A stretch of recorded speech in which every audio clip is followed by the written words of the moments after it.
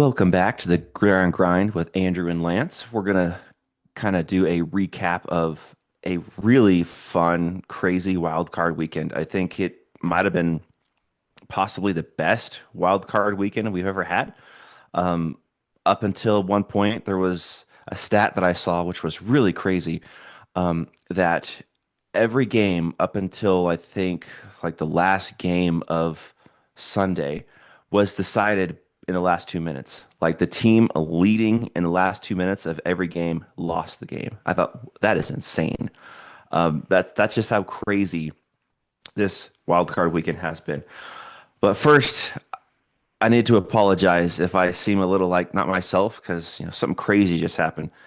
I don't know why, but someone broke into our house and stole our limbo stick. I mean, how low can you go?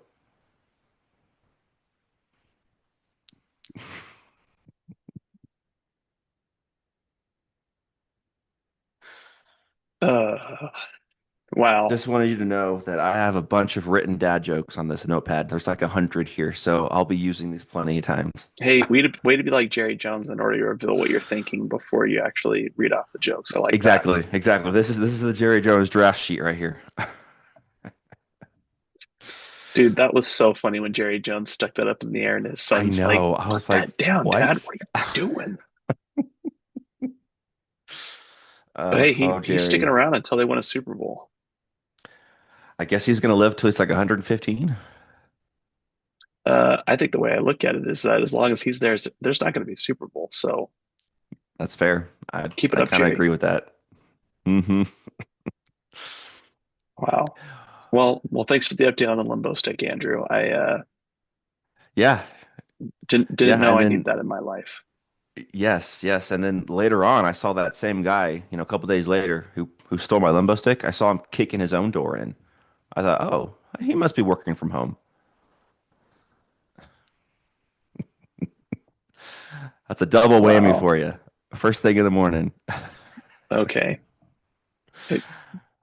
Yep, apparently. Without further ado and delay, should we get into this? I just wanted to give you some time to breathe because one of these games we're not going to have a good time. Oh, I mean, I think the 49ers did us a favor, but we can get to that now, or we can kind of cover it That's a other fair point. games. Well, we should, as we always do, we should just go over that one last. We'll just Okay. touch on that one last. We'll go game by game until that one. So the first game of the weekend was Rams and Panthers, and I mean the winner of the game we both believed would win, but that game was crazy. I got to give props to the Panthers. They came out fighting. They came out so feisty. I mean, Jalen Coker was their leading receiver with 134 receiving yards. That's very impressive. He out-received Puka Nacua. I mean, I Yeah. if you would have told me that the Panthers would have had a receiver more yards than Puka Nacua, I would say you're crazy. And that is what happened. Puka had a Well, and the couple fact that bad it wasn't Ken drops. McMillan. That too. Yeah, that too. Puka had a couple drops, but still, he got he got outplayed by Jalen Coker, which never no one would have thought. But Rams come back in the fourth quarter. Like I said, that was the crazy stat. They were losing at the 2 minute mark in the fourth quarter, but they came back and they won. Got to give Panthers props. They're a team that could be coming, someone to watch out for. I mean, I don't know if I would still pick the Buccaneers to win the division next year. Depends on the offseason. But this Panthers team, it's young, it's improving. They got some work to do, but it's a team to kind of look out for next year. The problem is they're going to have a first place schedule, so they're going to play teams like probably like the Bills and well, actually the Patriots and Eagles and Seahawks, teams like this. So we're going to see what they're really made of next year. But they came to play. They took the Rams to the final minute, and it was impressive. For the Rams, the slightly concerning part was Matthew Stafford's hand. It got X-rayed. They were negative, so he should be okay, but he didn't really play all that well. 24 for 42. That's it's not great. It's just barely 50% passing.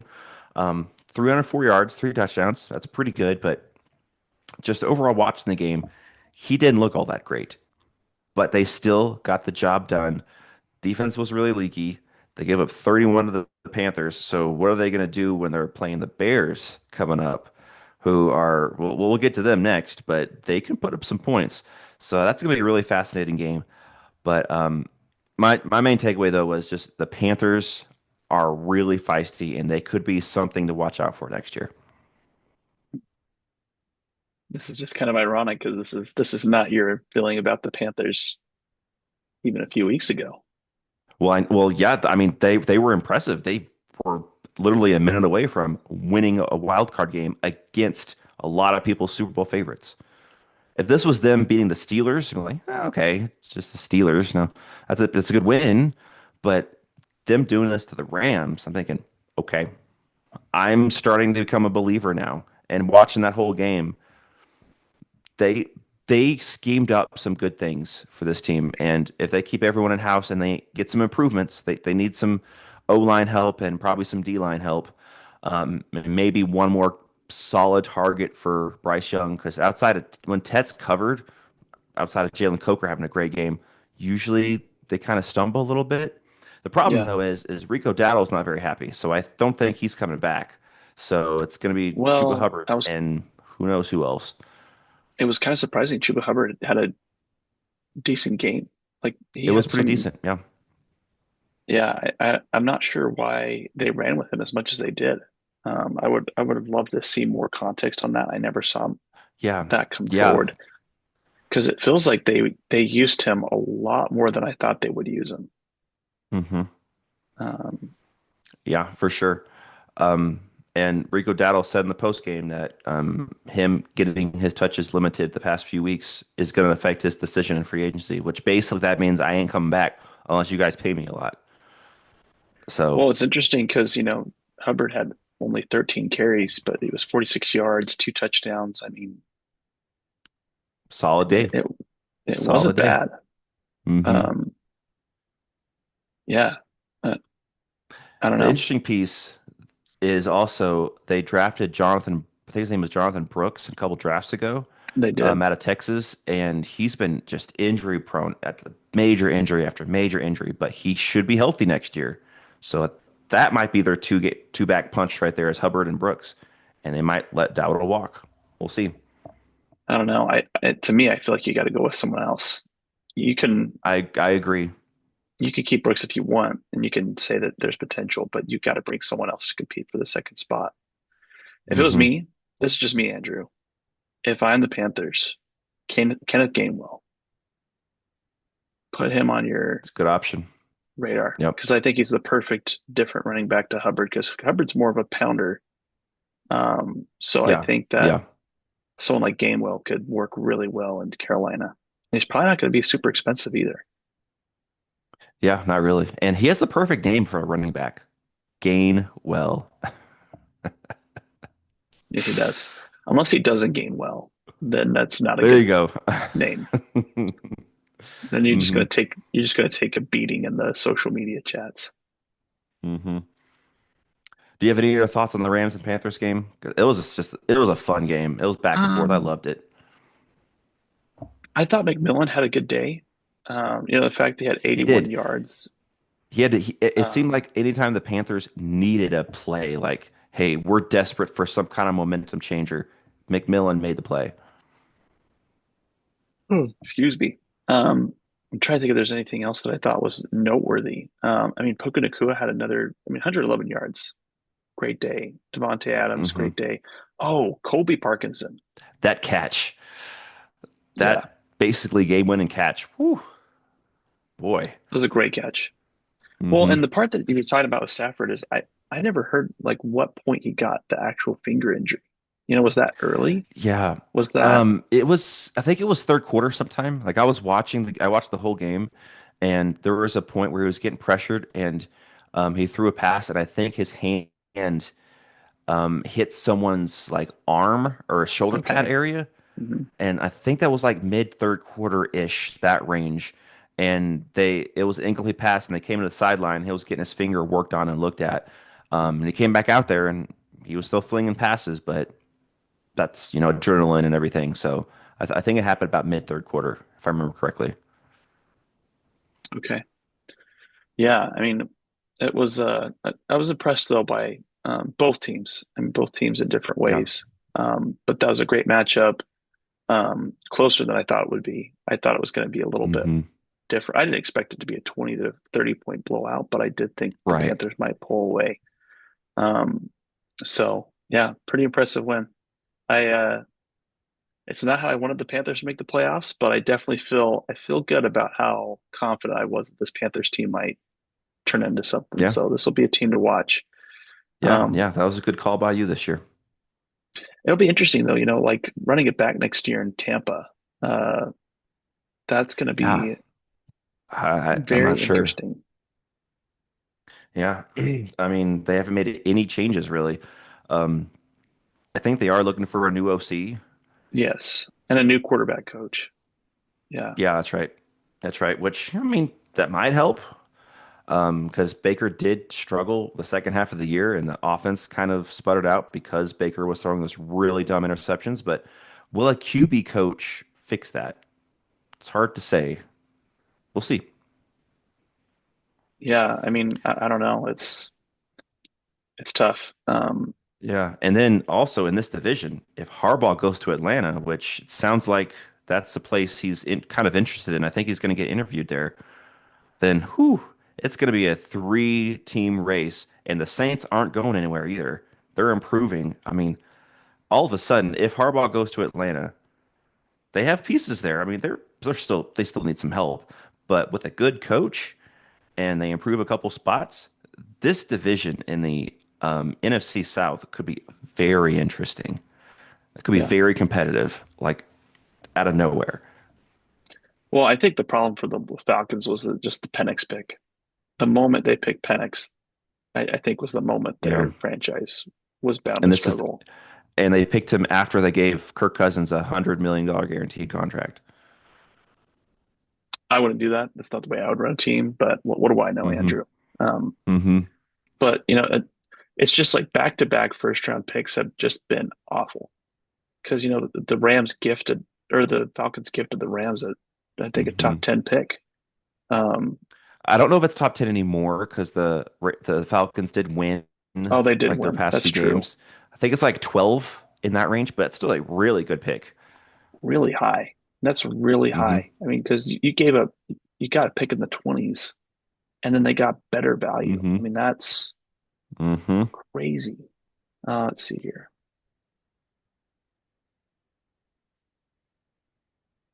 13. It's the 13. 13th pick. Okay.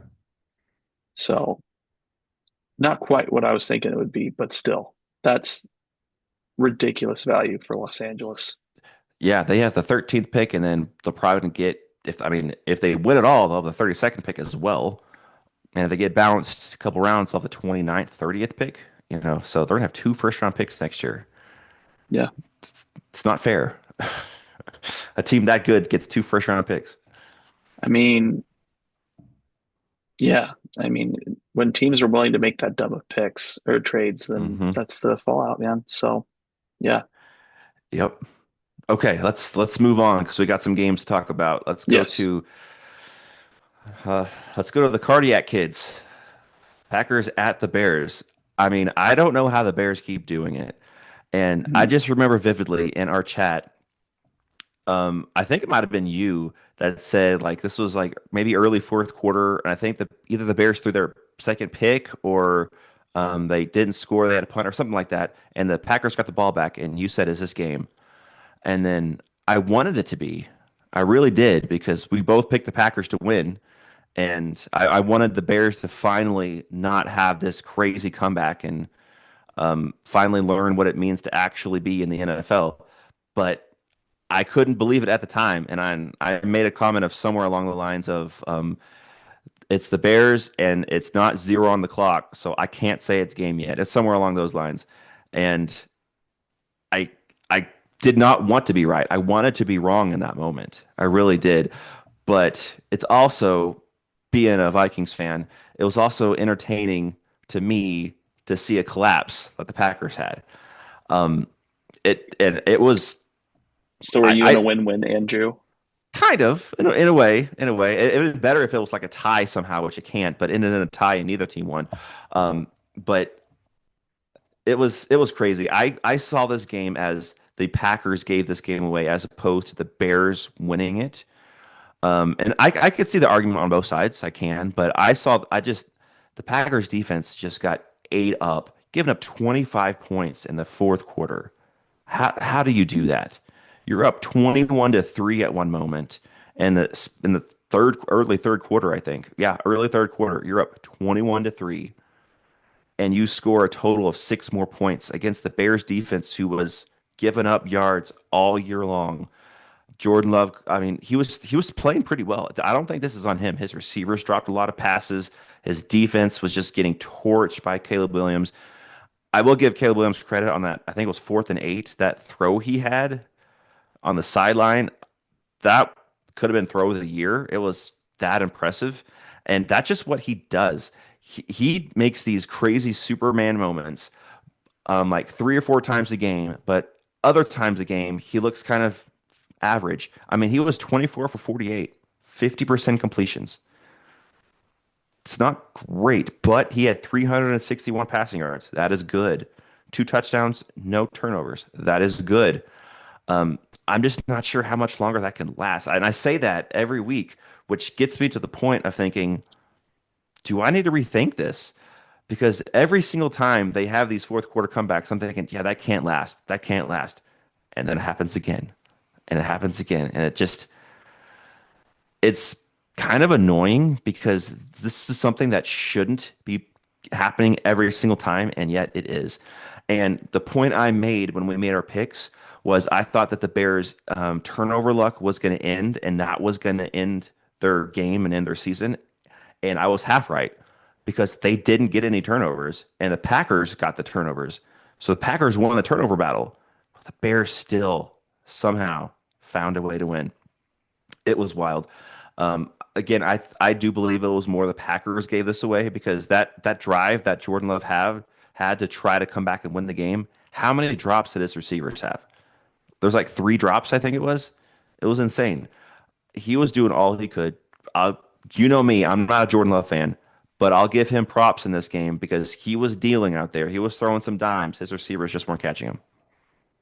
Just weren't catching him. And then the McManus missed field goal.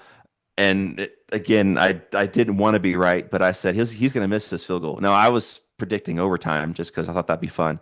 But then he goes and misses the field goal, and the Bears go march down and take the lead.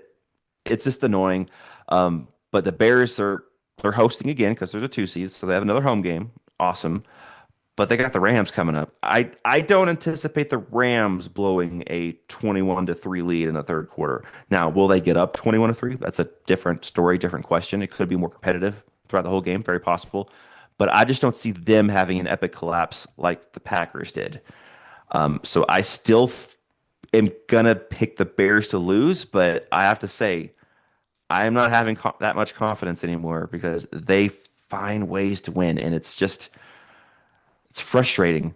It's frustrating because that should not be possible, and yet they keep happening. And another frustrating part is now in the NFC North, Kevin O'Connell is the only coach not to win a playoff game because Ben Johnson, his Mm. first year, which Kevin O'Connell's first year, he had that 13-4 season, looked really good, but lost his first playoff game.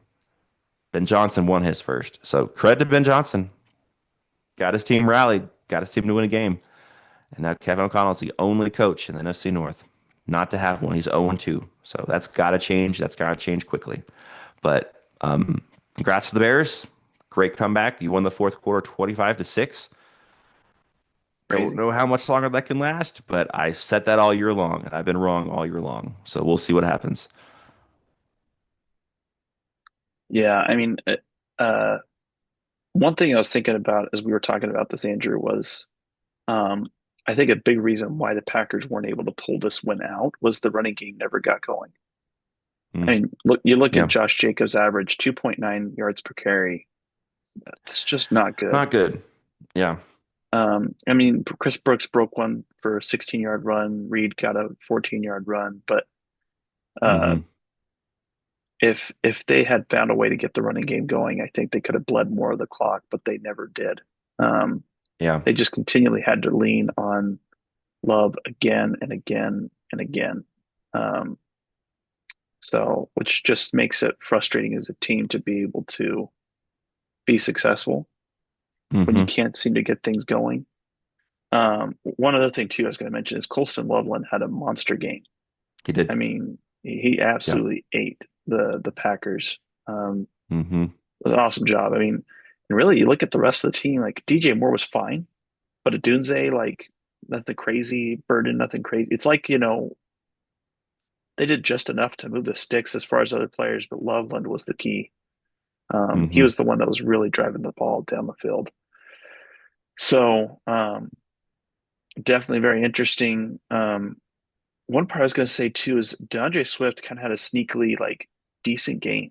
He had about 80 yards total between catching and running. Yeah. Um, he did a great job leading the charge. And um, by the way, how do you pronounce Kyle's last name? I think it's monogamy. Monogane. Monogamy. Yeah, I think that's what I've heard, but I could be wrong.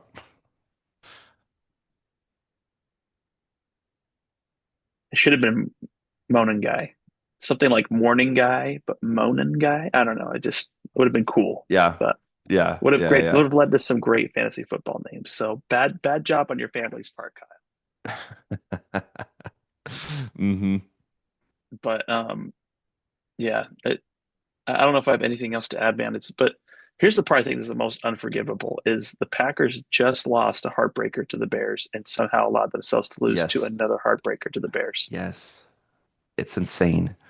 It's insane. And now, I mean, I believe that LaFleur is on the hot seat. I don't think they're gonna fire him though. I think they're gonna keep him around. He's on his last year of his contract, so I think they're gonna probably add a couple years to it.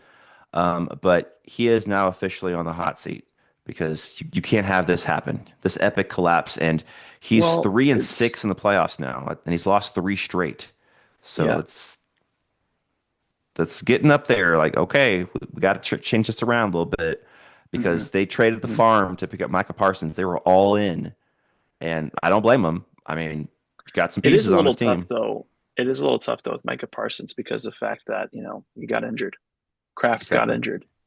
Um, Yep. Exactly. but I think that this team still could have won this game. They could They have should just have. Yeah. well, and that's the part we'll get to it with the Eagles.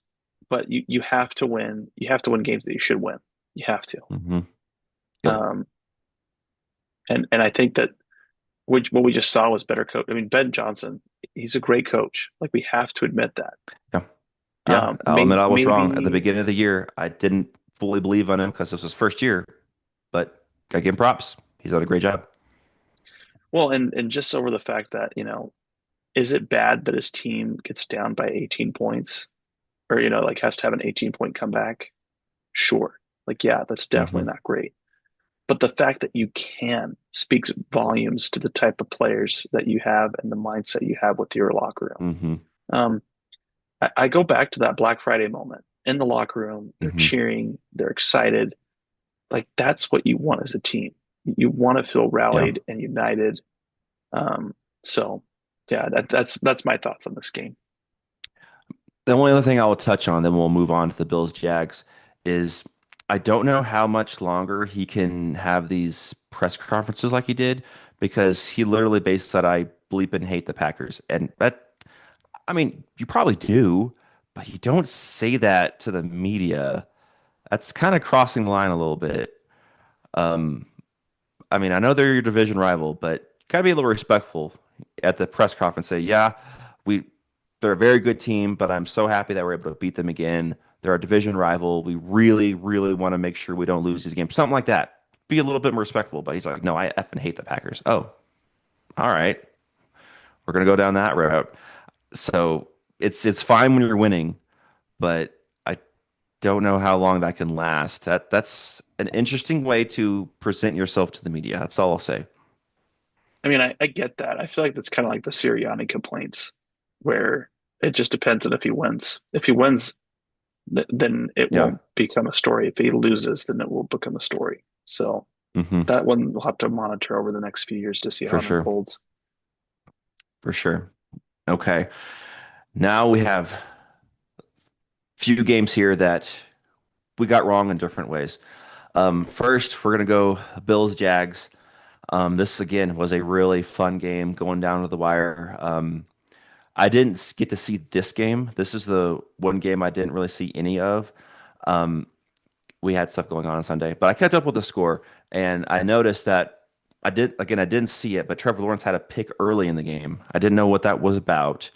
And then I did see the replay of that last pick where the Bills defenders just made a great play. But at the same time, Trevor Lawrence was trying to fit it inside double coverage, which that's not the best decision. But when you're down and you're trying to come back, you kind of have to force the ball sometimes. So I kind of get it. But overall, this was just Josh Allen winning this game. He forced his team to win, and he had to put a Superman cape on. I don't know how much longer he can do that because this team overall is probably slightly above average, and Mhm. then they have maybe the best player on the field in each game. So he's got to carry the team every single week. He got it done this week. Props to him. The Jaguars came to play. They looked pretty good. They were competitive. Mhm. They had the lead for a good chunk of this game, but Josh Allen did not want to say die. That tush push play that I think you mentioned that was insane, where he got pushed like 13 yards. He never was going down. I think the Jaguars were more trying to strip him than tackle him, which that's probably the best strategy unless you do get the ball. Um, but it went all the way down to the one, and then they just did another tush push to score. And I remember I would mention that whenever the Bills had the ball in the red zone under the 2 minute warning, it was like on the 2 yard line. I was saying they need to just not score one or two plays. Get this down to 20 seconds, then score. They had all their timeouts, or at least one more. So if they didn't score on that 22nd play, they could have called timeout and then tried to score. But they scored immediately and gave the Jaguars like a minute something left. And I was concerned about that. It's not very smart clock management, but defense showed up, made a play, tipped the ball, got the interception, ended the game. Well done by Josh Allen. Well done in key moments by the Bills defense. But I still came out of this game impressed by the Jags. They had a really good year, and I was curious how their playoff game was going to go because Trevor Lawrence in the playoffs hasn't been bad. He hasn't been Justin Herbert bad, but he hasn't been great. And he played well. He played pretty well. Um, that last interception, I don't think was fully on him because the defense just made a great play, and he had his team in line to win. It was just Josh Allen put his cape on, and that's pretty much Sure all it did. was. So congrats to the Bills. They get to go to Denver, which I think that is the key. If this was at Buffalo, could be a different takeaway, but them going to Denver, I don't know if they're going to be able to pull it out at Denver. We'll see. We'll see because they pulled it out at Jacksonville. So, and they're going to have to keep going on the road if they want to continue this journey. And this is the one year Josh Allen doesn't have to see Mahomes. He doesn't have to see Burrow. He doesn't have to see Jackson. Quarterbacks that has ended his playoffs, usually Mahomes. Um, so this is his best shot as far as who he has to play. And as we all have said, it's wide open. So if he wants a ring, this might be his best shot. We'll see how it goes. But, congrats to the Bills. Still impressed by the Jags. They played well. Yeah, I agree with you. I mean, I think that both teams played really well in this game. Um, and it's interesting because James Cook really didn't have a huge game. No, he didn't. Um, it was kind of, yeah, Brandon Cooks has looked good. I do think that we That's been got a to give big him some pickup. props. Yeah. Yeah, Yeah. We kind of mocked the pickup. Both of us did, but he's made some key plays I just didn't think he had anything left. But right? this has gone better than I thought it would. It's kind of been like an Odell Beckham Jr. pickup for the Rams back when The they won the Rams. Super Bowl. That's an interesting comparison. Yeah, But I've been really impressed. I do think though the Bills have to get serious about getting another receiver because you're on for borrowed sure. time with Cooks, and I'm so tired of Hmm. hearing about Keon Coleman, man. Admit that you made a mistake. It's not been when you thought it would be, and move on. Yep. I just quit trying to prop something up that's not working. Um, And come, you know what they should have done? They should not have mhm, traded back, and they should have drafted Xavier Worthy because they had a chance to, and they traded back with the Chiefs, and the Chiefs drafted him. And I then they know. traded back again, I think, and that's when they got Keon Coleman. I think was it the second round? I'm not sure what it was, but they had a chance at Xavier Worthy, and they passed on him. Mistakes happen. Sucks to suck. That's what I'll say on that front. Um, Hmm. I The Jags did a good job rushing. That was impressive to watch. One part I did want to give a credit to on Cohen that I don't want to forget about. You probably didn't see this, Andrew, but the Jaguars were driving down the field to kick a field goal in the end of the first half. And um, Lawrence, let me look up who he threw the ball to because I don't want to get this messed up. Um, Field goal to Parker Washington, and he threw it That was down to gonna be my guess. Buffalo's 41-yard line. But he threw this. This all happened at 15 seconds. Like that's when they began the play. Um, Mm. but they then ran all the way down, and within, I'm going to guess it was probably 10 seconds that the pass happened. Parker went down. Now this is a little bit of a bad job by Parker. If Parker goes down immediately, I think that they don't have to like worry about whether or not they had enough time. But he kind of fought for a couple extra yards, so they lost about Mm. 3 seconds. And next Yeah. time they just need to tell Parker, hey, just go down immediately. Like we just Yep. need to get in position. But anyway, they all run down, linemen included, get lined up, and because um, the center moved the ball, like prepared the snap before Bosa and a couple other defensive linemen for the Bills got back to the original line of scrimmage, they threw a flag and said there was an offside. So they were given a Mm. free play to kick the ball. The Well part that done. was crazy was Cam misses the kick. Oh, yeah. I saw that he had a miss. And so just think about that, right? Like you're going into halftime, the score was 10-7. You would have been tied 10-10 going into halftime if Cam had made that kick.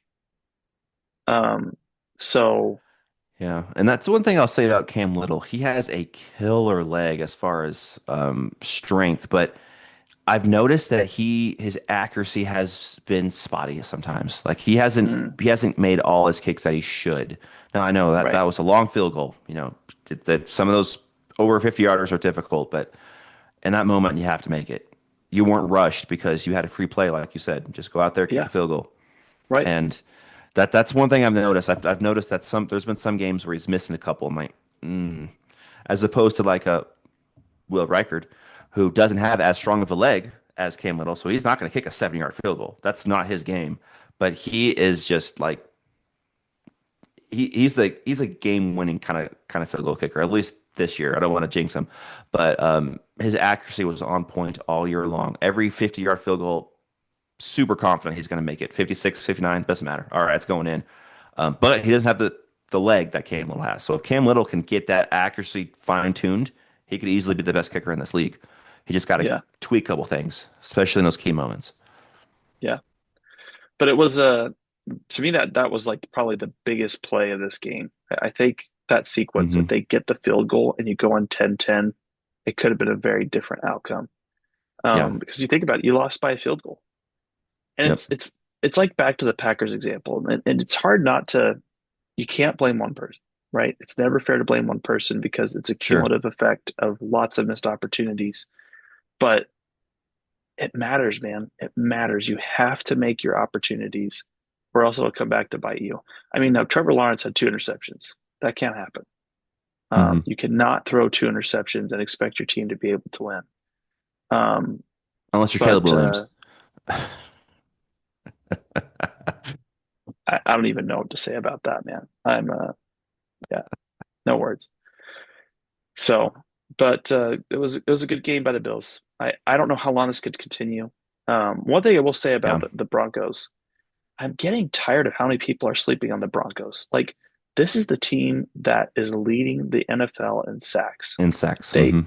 they deserve they deserve the path that they've gotten. They deserved the one seed. They earned it. They worked for it.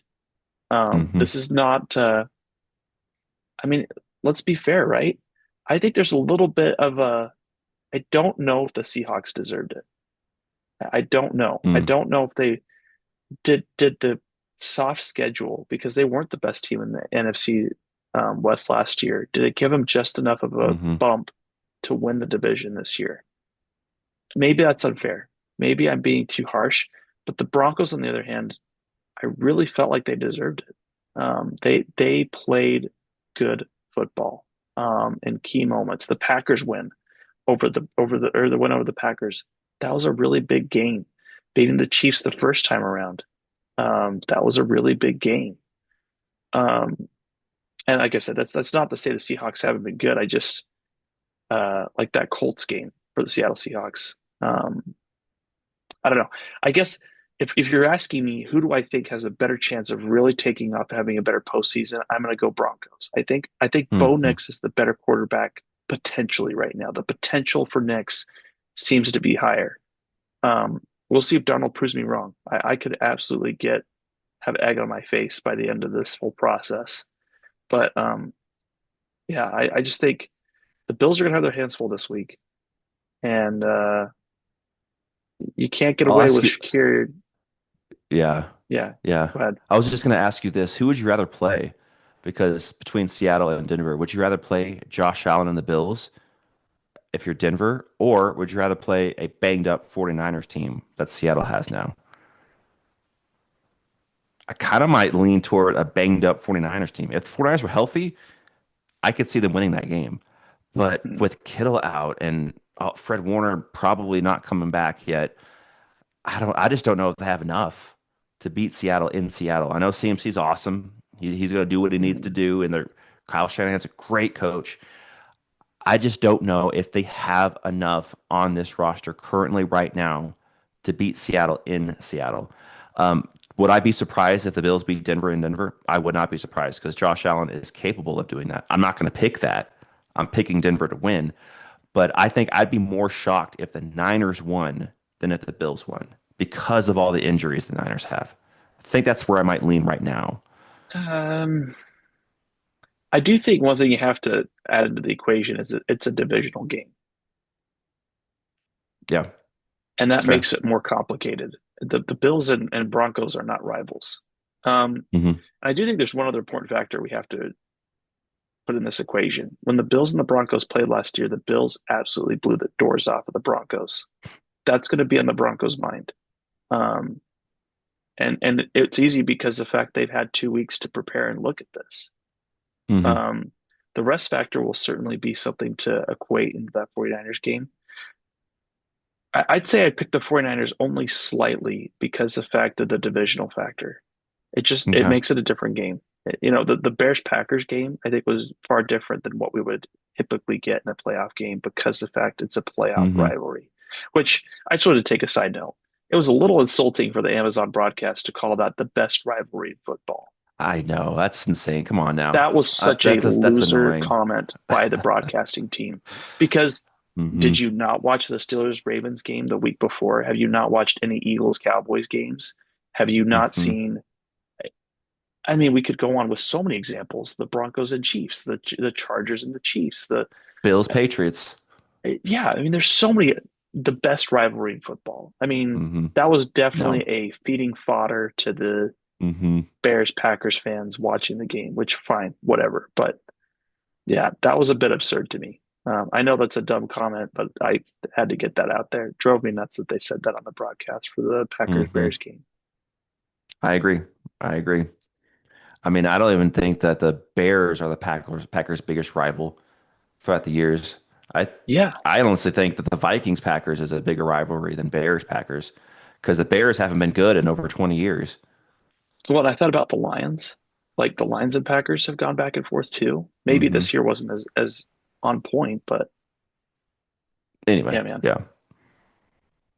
Yeah, yeah, I hear you. It's gonna be interesting to see going forward with Denver and Seattle. I think both of them very easy shot that neither one of them make the Super Bowl. Just the path they have to go. Um, like you said, Seattle. I don't believe in Sam Darnold. I think he's gonna have to make plays to win games, and I don't know if he's gonna be Mhm. able to do it. I don't think his defensive run game is gonna carry him to the Super Bowl. They could possibly beat the 49ers, but I don't think that's going to beat a Bears or Rams team if they do get there. So he's going to have to make some plays. I don't know if he's going to be able to do it. And with Denver, I've seen them kind of slip here recently, like especially defensively. Like there's been teams putting up points on their defense, like the Commanders that one game that went to overtime that they barely lost. Marcus Mariota did what he wanted against that defense. Those kind of That's raised my fair. eyebrow a little bit. That's I a was good like, point. huh, Yeah. their defense is getting gashed, and especially on the ground. That's where you can beat this defense. Now, is Josh Allen and James Cook going to be able to run enough to beat the Broncos defense? Maybe not, but if you go against a really good run team, that's how you do it. You don't need to drop back 40 times. You need to be very balanced, not letting that pass rush get to you. And Bo Nix, I don't know if he's ready yet to carry a team to the Super Bowl. He's got some growing pains still. He's improved this year for sure over last year, but there's still some growing pains there. So I'm not fully convinced either one seed makes the Super Bowl this year, but we'll see. We'll see. Um, let's move on to a game that I was way wrong on in a certain way. I apologized, Alan, because Patriots. Now the score was 16-3, but going into the fourth, this was a 9-3 game. This was still one score defensive slaughterhouse on both sides of the football. I mean, there was 11 sacks total in this game, and there was not many good plays overall. I mean, Drake May ended up with 268 passing yards. Pretty decent. Pretty decent. Not great, but decent. I'll give him some credit. He had some key throws in that game. But Justin Herbert only 159 passing yards, 87 rush yards for the Chargers, 146 rushing yards for the Patriots. That was impressive. Mostly it was Drake May. Um, but the thing I was the most wrong on this was I was kind of dogging on the New England Patriots pass rush being like worst in the league and not having that many sacks, having 35 sacks all year. And I was saying that I think the Chargers O line can hold them off enough, and Herbert's going to be able to have time to hunt downfield a little bit. I knew the Patriots secondary was great, but no secondary can hold up for like 5, 6 seconds. Doesn't matter if you're Richard Sherman and Cam Chancellor out there. There's going to be openings eventually, and I was thinking that Herbert would have that kind of time against a pass rush that's not great, even though the Chargers O line is awful. But I was way wrong. Way wrong. He got sacked 6 times this game. He had no time. He had no time. And then that last sack that stripped him, and I think it was Milton Williams, wasn't it, that had that last sack and got that fumble. Just well done by the Patriots defense. Um, Drake May didn't look great. 17, 29, 268, one touchdown, one pick. But when he needed to make a play, he made the play. And when he needed to get a first down with his legs, he got the first down with his legs. So well done by the Patriots. Um, Defense showed up and shut down Justin Herbert, but like you mentioned, Justin Herbert in the playoffs is a different kind of player. And I was thinking that this could be his year that he finally breaks through, but I don't know if he's ever going to happen. I mean, I love Harbaugh. He's a great coach, and Justin Herbert has all the talent in the world, but there's something about the playoffs that he just can't get it done. Yeah. And now there's all these thoughts of, oh, are they going to trade Herbert? I'm like, wow, people have no patience. But at the same time, it's been 3 playoff games that Herbert's played in, and all three have not been very good. So you I have to mean, win the playoffs. at some point, you have to start taking the L's as a quarterback and saying, Hmm. uh, here's what I get frustrated about, and it doesn't matter, and I understand that, but um, when you look at QB rankings, there's no reason that Jordan Love should be behind Justin Herbert. Yeah, I agree. It's over. I'm sorry, like I'm not trying to like be a Jordan Love apologist, but it's over. Hmm. It's over. Jordan Love has looked like a great quarterback in the games I've seen him in the playoffs. He beat the Hmm. Cowboys, and he gave the Eagles a run for their money, even down to his fourth, fifth, and sixth wide receivers. Um, we haven't seen the same thing for Justin Herbert. I know that we could talk about the offensive line being a problem, and I would admit that, but I think that there's other factors in there that help make things a lot more difficult for um, the Chargers. I think that Herbert walked himself into some sacks. Mm. And so Hmm. I think that that's a part of the issue. But playoff performance has to matter. It has to Yeah. matter, and it has to factor into the equation. And that's why I've been so hard on Lamar Jackson. We haven't seen Yeah. a major playoff performance that's made me go, wow, like this guy's for real. Now I'll say that Steelers game, Lamar Jackson definitely made me go, okay, maybe this playoffs he would have been a different quarterback. But Mm, I'm a firm believer, man. QB rankings have to factor in playoffs. Like MVP race. To me, I think the MVP race should be open right now because Stafford and May are both playing. And if you're asking me after this week, who would I pick to be better? Like who would I pick to be the MVP? Give me Stafford. Stafford gave an MVP performance. It wasn't perfect. Like hmm it's different to do enough to win, and it's different to actually be the reason you win.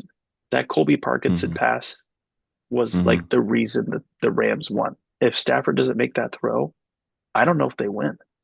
Whereas the Patriots, the running game finally got going in the third to fourth quarter, and that to me hmm was the real path clear to get the win. And that's not saying anything against me. Sometimes you just do what you can to win.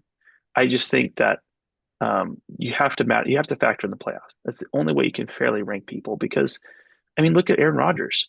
I mean, what does it matter? What does it matter if you're good in the regular season, but you completely fall apart when it comes time for the playoffs? It doesn't matter.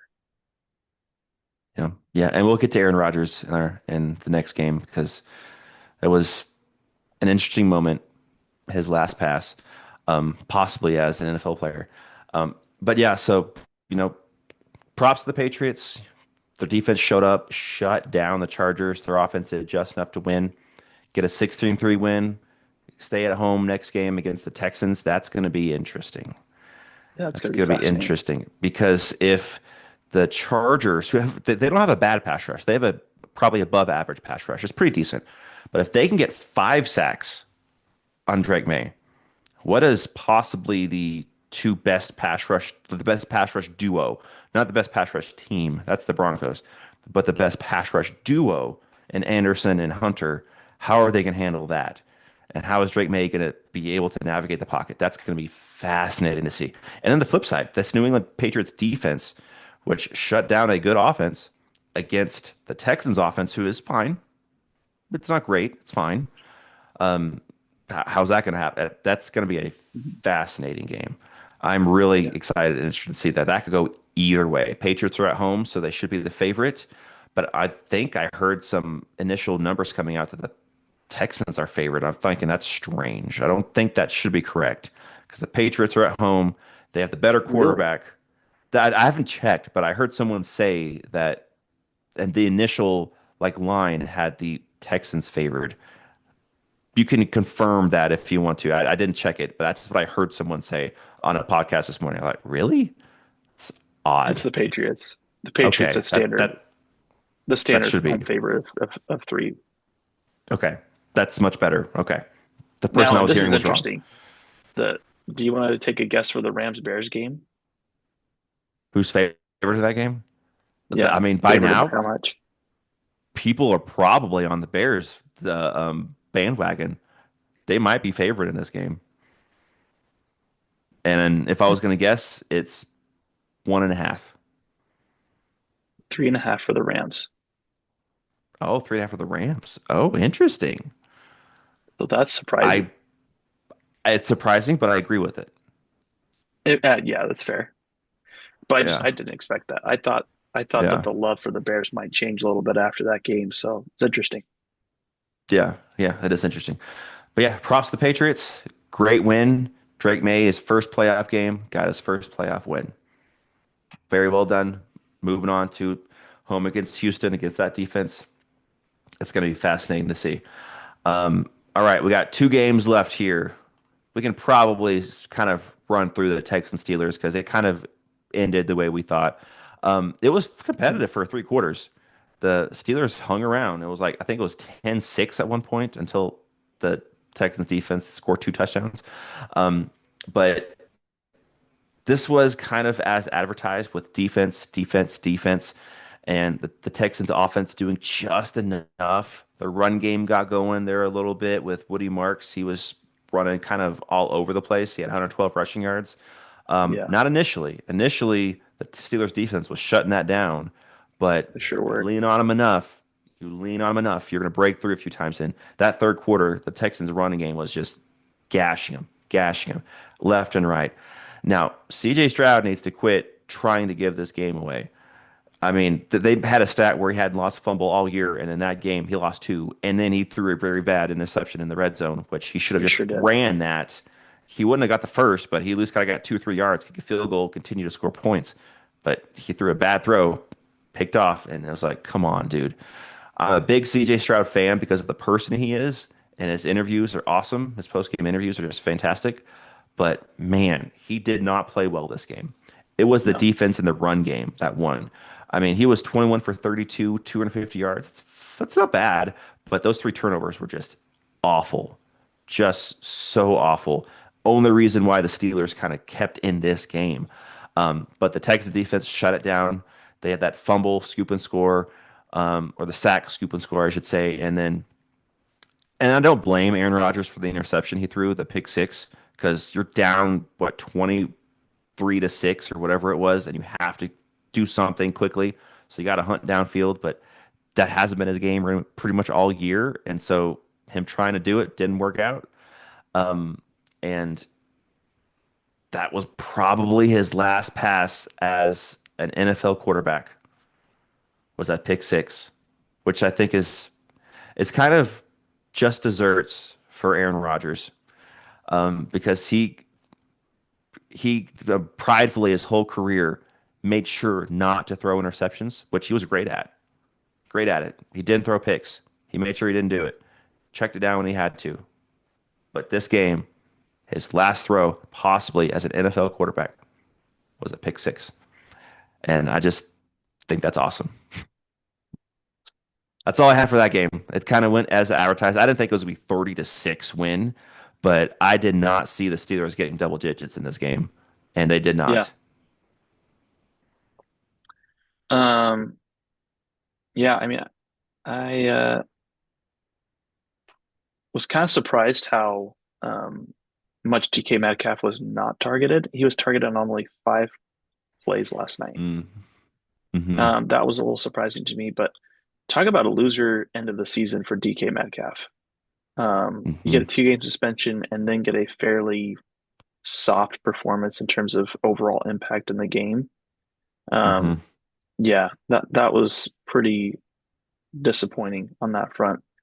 Um, I think though that one of the things that emerged from this game is we both were not on the Aaron Rodgers train. We didn't think it was going to be able to take it Yeah. very far, and Yeah. yeah, that was very obvious that Rodgers just was not good enough to get this team over the hump and be able to do anything hmm significant against someone, especially like the Texans.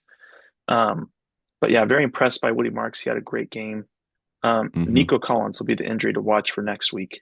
For Um, sure. And it's kind of ironic that he's in concussion protocol, their best receiver, and then the Patriots' best corner, Gonzalez, is also in concussion protocol. That's how does that happen? It's almost like it's scripted. yeah. Well, I pray that they are not either of them dealing with major concussion injuries. By the way, Right. this was interesting. I missed this on the like I didn't realize this from a few years ago, but Josh Johnson, the former quarterback for the Washington Commanders that came back this season and he started at the end of the year. But when he played in the NFC Championship game against the Eagles back in 2022, he actually suffered a brain bleed that went to his spine. Oh, wow. Did you hear that on the broadcast? That was No. fascinating. So some of these concussions they can be absolutely serious. So I every Yeah. time I hear And about a that concussion, one I Nico had looked bad. yeah, I mean, he went head first hard into the turf, and immediately he's grabbing his head in pain. I thought, oh no, that does not look good. yeah, yeah, it's unfortunate, man. So I wish him a speedy recovery and hope Mhm. that it won't be anything significant long term because Yeah, it's a dangerous game. it It's is. not a game that you just play expecting to be downy soft treatment. Hmm You can really hurt yourself. But definitely praying that it's not a long-term thing for him because that For would just be sure. super unfortunate. Absolutely. For his health and for his health mainly. That's the number one, absolute more important thing. But and in the playoffs, you just want best on best. You want to Hmm. see everyone's best. Like for the 49ers, them losing George Kittle, that sucked. because he's not going to get to play in this next game against Seattle. I would love to see healthy players, the best stars play against each other, see who truly is the better team. But injuries happen, just part of the game. Yeah, it's a big moment for Tonjes, so we'll see what he does Hmm. for San Francisco. And at some point, they really do need to prepare for life without Kittle because For sure. Kittle's It's getting to that point. yeah, he's getting long in the tooth, man, and he's having a hard time staying on the field. And it's not that it's Hmm. easy, but it's been hard for him. Yeah, and he So, plays the game very physically. mhm, He's an elite blocker, and when he catches the ball, he looks for contact and he yeah. gets it, and you can't last that long with that. And the last thing I want to say about the Steelers game is, I think I heard a stat that Tomlin's now 7 straight losses in the playoffs and 3 straight at home. I think he might Mm. be gone. This might be it, especially the way this looked. If they competed and this was like a 21-20 final where they just lost, but it looked like there was some hope, maybe he has a chance to stay around, but they did not look ready to play a Texans team who's good, but it's not like you're playing top line talent like they're playing the Broncos or playing Seattle or they're playing someone like that. Playing the Texans should be able to at least compete, but they didn't. They looked bad. Their offense looked just awful. So Tomlin might be out. I don't know. I haven't heard anything, but you got to add around the patience sometime. He's been the coach for a long time. Yeah, I think it's the seven straight playoff losses that really Hmm. that's the one that hurts the most. Yeah, I don't understand why the Steelers have had so many problems. Hmm. Because even when Ben Roethlisberger was the quarterback in 2020 in his final season, and they got to the playoffs and limped in, um, it's been a rough go. They just have not been able Yeah. to figure it out. I think his big key for Tomlin is I think Tomlin needs to leave. I think it's better for both sides, but he needs to get serious about finding an offensive coordinator that he could keep with him for the rest of his time. Yeah. Because Arthur Yeah. Smith was not cutting it. There's a couple of plays I watched last night, and I was like, that was pretty impressive scheming. Like I was impressed. There was a Thielen Hmm. play. The way that they ran their routes made Thielen be open. That I was like, wow, that was a really impressive route. But Yeah. there's just too many times that I've watched Arthur Smith, and I'm like, there's something being held back here. This offense is not fully Hmm. taking off. I think hot take, hot Arthur Smith, and the reason why he's perceived as a good coach by some in the league is he was gifted with being with Derrick Henry. He runs the Hmm. ball, and that's what he's always catered to. And so he looked even better with Derrick Henry in that. I think we've seen the real Arthur Smith. He can only take you so far, and that's a okay offense. It's not a highly Yeah. successful offense. So You know, yeah, something that'd be kind of fascinating. I don't think it's going to happen because I think there's other teams that Harbaugh's looking at. But wouldn't it be fascinating if Tomlin got fired and Harbaugh went to the Steelers and then Tomlin went to the Ravens? That'd be hilarious. yeah.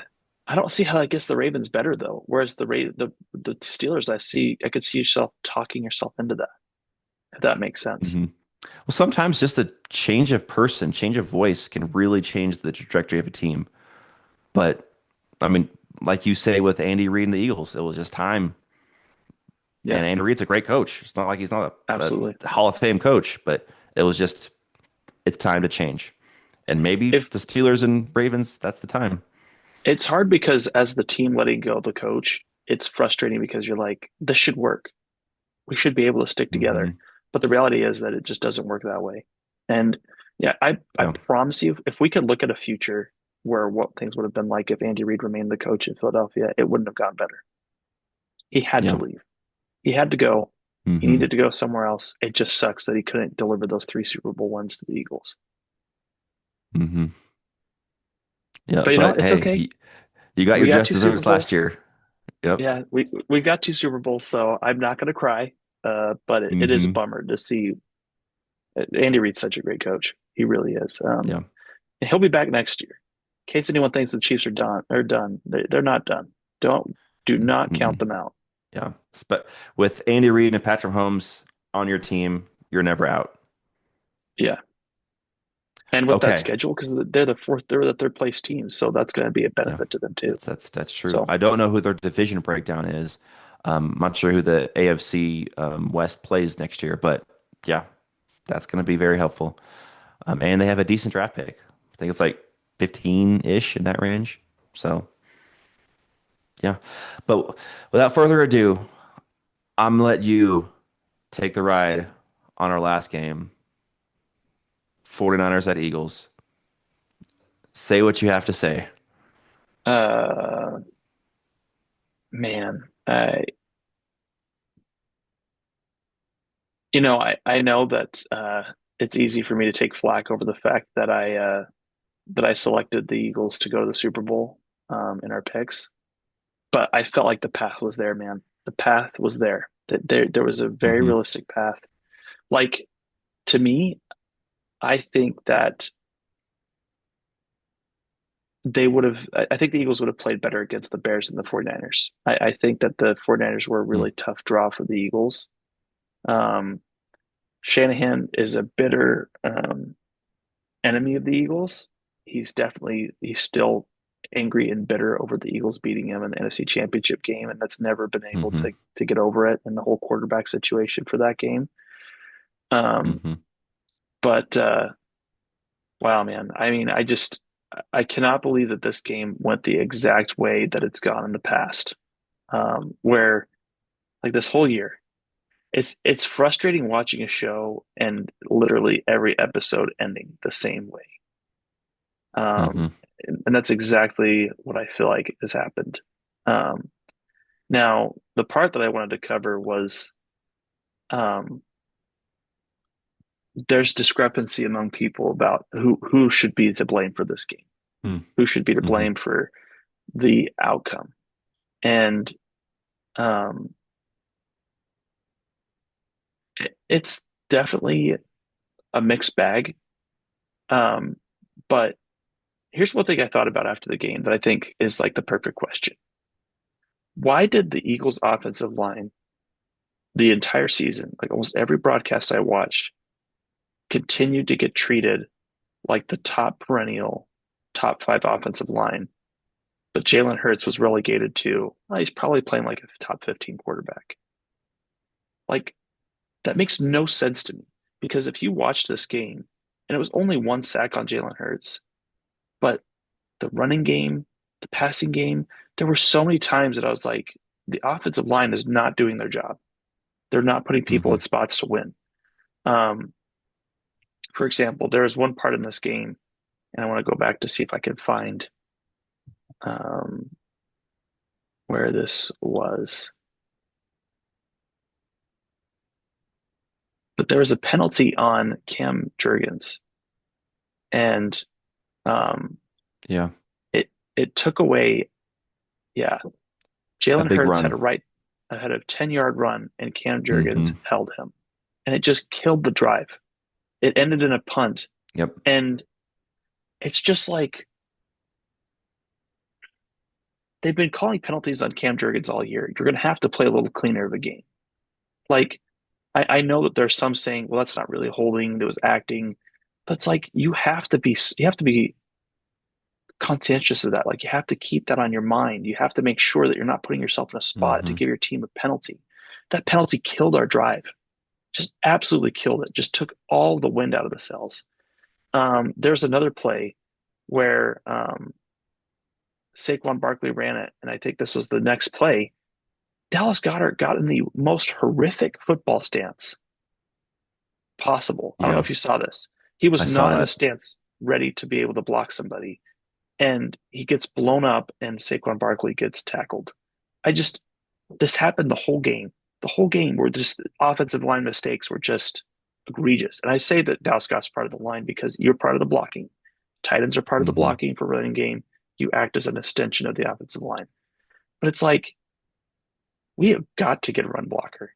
We have got to get a run blocking tight end that can really do the job. I've seen a lot of breakdown of it over the year. I've chosen not to like harp on Dallas Goedert because of the fact he's been a great pass catcher, but the run blocking ability of Dallas Goedert has it's departed. It's not there anymore. It's not what it Hmm. used to be, and it sucks because it makes all the difference in the run game. But my ultimate point is I'm tired of Jalen Hurts being held to this bar and the rest of the team's like at this bar. Like everyone's Right. held to the same bar, but that's not what it's been. That's not what it's been. Even like, in our chat of the group chat, people have not been giving enough flack to the offensive line. But the offensive line's been a huge part of why this offense has not been successful. It starts with them. I know they're injured and I know they're banged up, but here's what I'll say. Here's what I'll say to Landon Dickerson. At the beginning of the season, you had the decision to go sit out for the year and go get better. And I got on this podcast and I said, I don't care about you playing right now. I care about you being on the Mm-hmm. team for the next 10 years. You chose to say you did not need a long-term recovery. And if that's what you needed, that's what you should have done. Lane Johnson, if you need a long-term recovery, then that's what you need to do. Don't do this half measure thing where you actually don't end up coming back for the playoffs and Mm-hmm. then just make the team put in a worse spot. I mean, it's just so frustrating. Um, and say what you want about Jalen Hurts. There are moments that I was frustrated this game. He still did enough to win. He still put the ball in spots that receivers have to make the catch. I know it's a tough thing, but here's the thing that I've always followed the policy in the NFL. If you touch it, you catch it. Like if you got two hands on it and you have a reasonable chance of getting that ball, you have to make that catch. Like it's Yep. up to you. I mean that Devontae Smith catch, or I should say catch, but not catch on the last drive. I mean that Mm-hmm. killed them. Um, I mean that there's so many and AJ Brown had three drops. Mm-hmm. Um, and like I said, I know people can say they weren't perfect passes.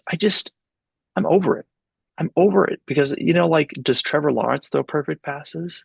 Does Josh Allen always throw perfect passes? Does May throw perfect passes? Was the pass that Matt Stafford threw to Colby Parkinson a perfect pass? Like, stop it. Like, get out of here with that Mm-hmm. crap because no one's talking about, well, Stafford threw a really bad ball to Parkinson and Parkinson just wasn't in a position to catch it.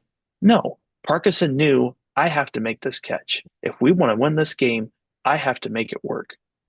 I just I look at the Eagles season and I just feel like ownership was a huge problem. The ownership of it's up to me to make this team win.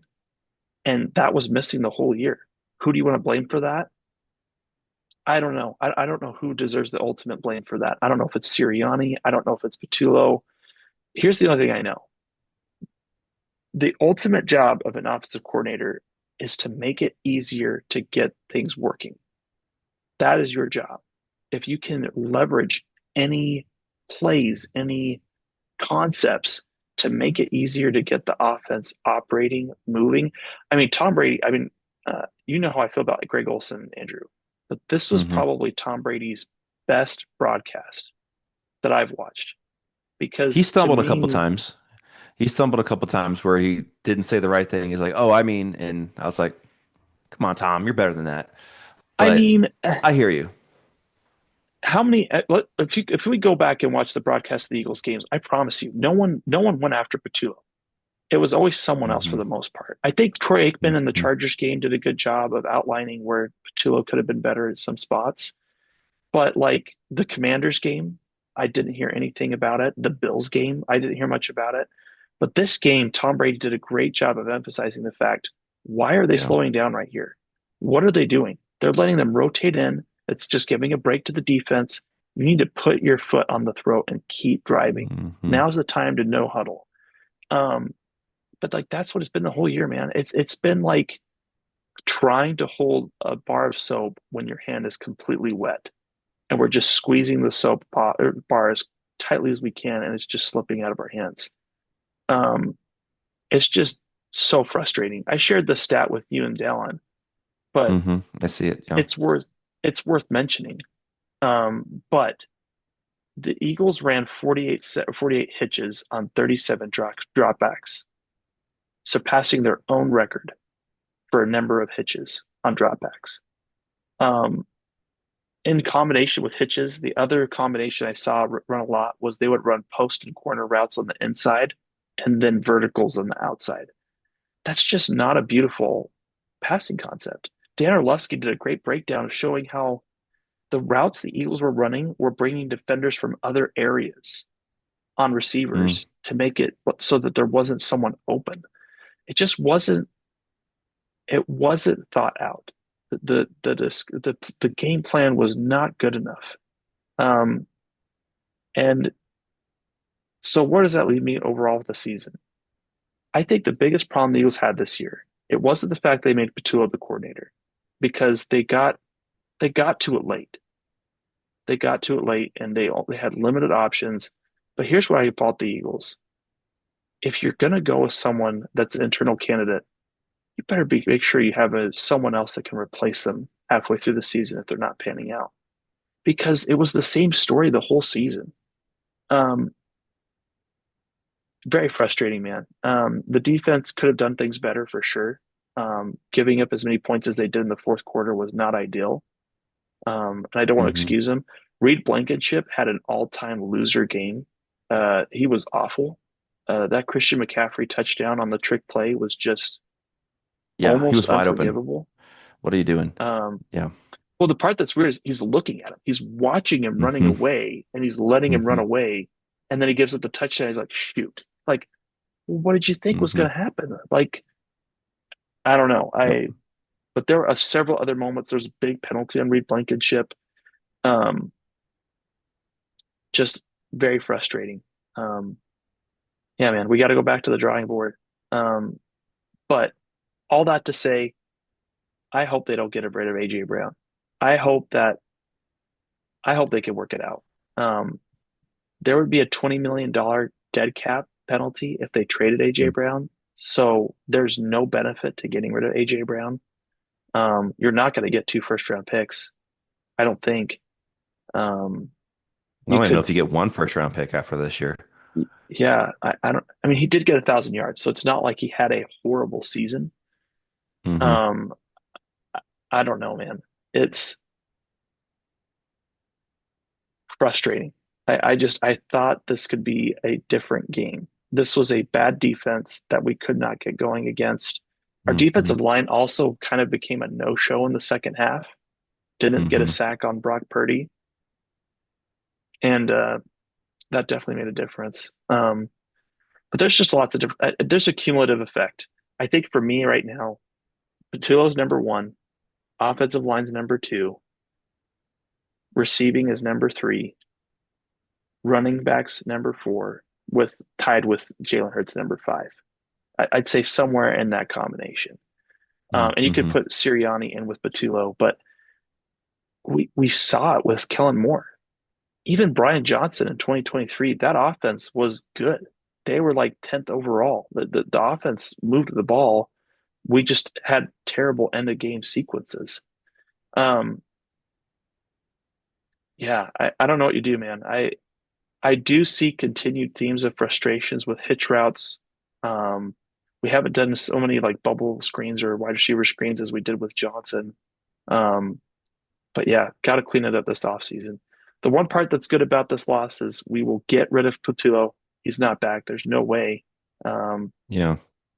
I just don't see how you could justify it the way our offense was ranked the entire year and how bad things went. No sign of true progress. Um, Hmm. Yeah, man, it's frustrating. This was a game they should have won.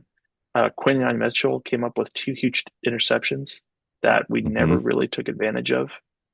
Yep. Um, yeah, I there's more you can learn about this. Johnny Page on Twitter is a great person to follow. He does a great job analyzing things, and I think he's spot on. Jalen Hurts has um, weaknesses, but it's not to the point where you can't be a winning team without or with Jalen Hurts. That's just not accurate. There's so much else going on making this team bad, and the passing concepts they're hard. I mean, and you look at those incompletions, right? You have to fault the receivers, but why are we making it so hard for them to catch the ball? Why are we choosing such deep pass routes to try to get the passing game going. That is not how you get it going. Um, yeah, just need more creativity, and maybe Mike McDaniel's the guy that we could go with, but that's so tough because he'll be out the door in a minute, and then we'll be back in the exact same spot that we were before.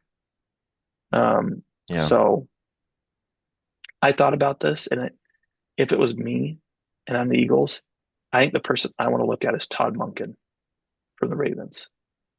I Mm. know he had a bit of a down year, but I flack more of the Lamar Jackson injury situation than Monken himself. I mean, there's 3 years of work there where they've played competent, pretty good offensive football with not a great wide receiver core. Um, Hmm. so, yeah, we'll see what happens. But that's my notes from the game. I'd be surprised if Monken doesn't follow Harbaugh because they've been together so long. But I do hear you. You're probably That'd right. be a great hire. That'd be a great hire. Um, One guy I thought of outside McDaniel is oh man, I always forget his name. Goodness. But the OC from the Commanders that was the head coach of the Oh, Cardinals. I always forget Kingsbury. his name. Kingsbury. Kingsbury. Yes. Yes, that could be interesting because that Commanders offense was very innovative and very well thought out. And like I said, with Marcus Mariota at the helm, they put up a ton of points against the best defense in football, the Broncos. That's a lot of Kingsbury scheming it up and figuring out how to Yeah, beat them. So that could be interesting, I think Kingsbury was scapegoated, kind which is of. unfortunate. I Yeah. don't think he deserved as much blame. The Daniels injury was it torpedoed the team. That was a big, and And they had McLaurin so being many injuries injured. on defense too. Like their Yeah, whole starting core of that team was out, and their defense just got gashed all year long because of it. yeah, yeah. I mean, we'll see what happens for the offseason. I'm glad to hear from Adam Schefter that they're going to replace offensive coordinators. That's what he's reporting. I think that needs to It's happen. got to happen. Someone's got to take the fall, and I don't think it's going to be Sirianni because he just came off a Super Bowl win, and the offense looks so bad that it's kind of obvious who's going to take the fall for how the season ended. Is it fully fair that he should take full blame? Maybe not full blame, but he definitely has the most blame. That's what I would say. Yeah, I think that that's absolutely right. And the only way he wouldn't have most blame is if you put more blame on Nick Sirianni. Um, Hmm. the part that's weird though, like I'm trying to think about in my head is Nick Sirianni, I feel like is just not capable of being an offensive coordinator. Yeah. Um, and it's like, is he going to bring enough to justify keeping him? I don't know. I think you could run it back one more season, but it's tough. I really wish we had a head coach that was like Ben Johnson, like Kevin O'Connell. Hmm. Um, Granted, I think Kevin O'Connell has run into the problem, maybe thinking he knows the answer too much and needs someone Yes, to he's check him. so prideful. Yeah, he's had a prideful issue this year, and there's a lot of Vikings community that's wanting a new OC to come in and challenge him, or maybe even call plays, but that's never going to happen. KOC's never going to give up his offense, which is that a good thing? Probably not. You need to listen sometimes to you need to listen to good advice sometimes, but he does have a good scheme. I'm not going to say he's not a good play caller. He's a great play caller, but he is very stubborn in his ways. And when his ways aren't working, he does not want to change off of it. And you need to learn how to adjust, and that's his biggest weakness right now. Yeah. Yep. Absolutely. Well, that's it for me on this game. I think we've covered the bulk of it. And yeah, four incompletions or four drop passes on third down, man. That was just rough Yep. game. And that big hold Rough, penalty, like you rough game. said. Oh, just killed us. Killed. Yep. When that happened, I was like, I think we're gonna lose. I really did think that. Hmm. So Yeah, and I made the comment, which I think this has a lot to do with the passing scheme and what he's been asked to do. But it seems like I don't watch a lot of Eagles games, so you can correct me if I'm totally off base on this. But the Eagles games I have watched, it does seem like Jalen Hurts just checks down a lot. Like on 2nd and 10, he throws a 4-yard pass, and on 3rd and 6, he throws a 3-yard pass. I just Okay, but sometimes that's absolutely excuse like you understand that because you have a check down that's open, can break tackles and get a first down. But it seems like it just happens too much. Like there was a third 12 play where he threw a 5 yard pass. I'm thinking, that's just kind of giving it in. Like, okay, we can't win this play, we can't win this drive. Let's just punt. But again, like you said, as many hitch plays as they called, hitch plays are not going to get you a first down on 3rd and 13. It's going to get you 7 yards. That's pretty much what hitch plays do. It's basically 6, 7 yards every single time. Yeah. So it could be Well, could be the scheme, could be the OC, but it just seemed like this Jalen just kept checking it down. It's like, come on, is there nothing open downfield? Maybe not, maybe not. But sometimes you got to take a shot. Maybe you get a penalty or something like that. I think on that note, though, Nick Sirianni is notorious for this, but Dallin talked about this in the group chat, and he's absolutely right. The Eagles are heavily focused on being conservative. Don't make the Hmm. turnover. Don't make the Hmm. mistake, and we'll win the Super Bowl. Like that. That's their mantra. But and that's what to me made me so okay with the outcome of this game is uh, the turnovers didn't matter. And Hmm. that's the ultimate lesson of listen, you can't just be conservative and expect to continue to Hmm. win. You have to take chances. I think though Jalen was playing the way he was being taught and being pushed to by his coaches. I, Could maybe be. I'm Yeah. wrong. Maybe there's a little bit there, but I mean, the number of hit routes seems to indicate to me that your offense is playing in a Hmm. way that you're not trying to be explosive. You're trying to be conservative. And there's deep plays there sometimes that we could be taken advantage of, but we need someone to come in and to do exactly what Kellen Moore did.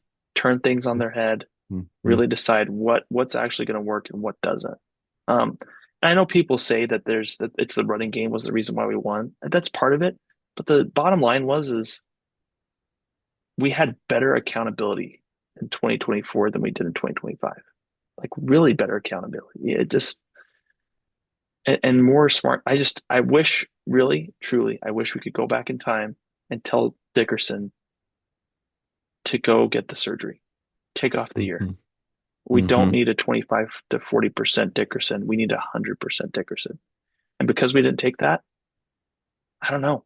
We might be living in a situation where we're really going to regret that decision. Same with Jurgens. Yeah. I know people want to be back and they want to play and they have pride in that. But dude, it's not worth it. It's not worth it to be pursuing that season and then end up not really playing great, which I can't believe Cam Jurgens was a Pro Bowler. That is probably the biggest joke, man. He was not a Pro Bowler this year. Ask any Eagles person, they would tell you Yeah. not a Pro Bowler. Yeah. And the Pro Bowl is all voted anyway. It's all voted by fans and stuff. It's a social media thing. I think the All Pro team kind of shows more of how the player really played as Absolutely. opposed to Pro Bowl. Because, I mean, players like Travis Kelce get voted to the Pro Bowl just because he's popular. He did not have like a Pro Bowl kind of a year. He just is popular. So, Yeah. Yeah. Anyway, that's it for my rainy day post and or podcast, and we can bag this up, yeah. put it off to the side. Yes. Yes, and we'll have a lot of off-season talk. That's going to be probably the most fun is off-season talk. How are teams going to improve? What's the draft look like? Coaching carousel. That's going to be really interesting to see. And then, of course, we're going to have to pick the rest of these playoffs. That'll be our next episode. See how that goes. My Super Bowl game pick is still alive. Hang on by a thread because both my teams didn't look great, but my Rams over Texans is still alive. We'll see how that goes. Yep. But it's going to be fun. It's going to be interesting. I didn't have anything else. Anything else you want to touch on? No, that's it, man. Glad we had a All chance to right. dig into this. Yes, absolutely. Well, thank you guys for joining us in this episode of the Gridiron Grind with Andrew and Lance. Be sure to like, subscribe, and comment, and we will see you next time. We'll see everybody.